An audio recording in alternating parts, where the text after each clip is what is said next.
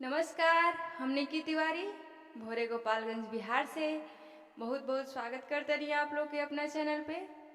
आप सब लोग के तीज के बहुत बहुत बधाई। आज हम आप सबके बहुत ही सुंदर एगो तीज के गीत सुना जातनी जौन की हर घर में तीज के व्रत होला।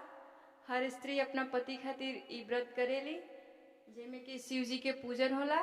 तो आई लोग देखी लोगिन एगो स्त्री अपना पति खातिर शिव जी के व्रत कैले बड़ी तो शिव जी से का कहतरी।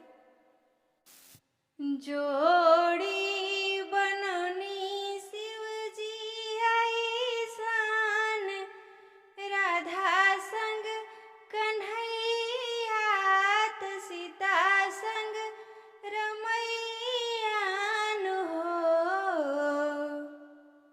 जोड़ी बननी शिव जी ऐसान राधा संग कन्हैया सीता संग रमैयान हो।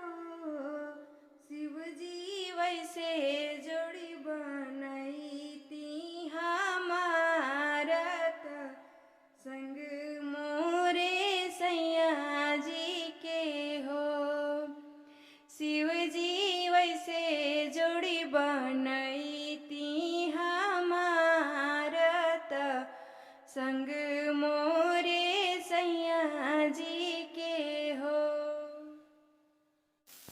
जोड़ी बनौनी शिव जी ऐसान राधा संग कन्हैया त सीता संग रमैयान हो। शिव जी वैसे जोड़ी बनैती हमारा त संग मोरे सैयान हो। शिव जी वैसे जोड़ी बनैती हमारा त संग मोरे सैयान हो।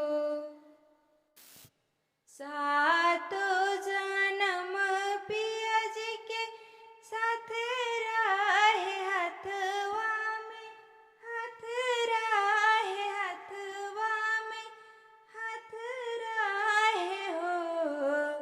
शिव जी सात ही फेरा सत वचनिया हम हंसी खुशी निभाई लेती हो।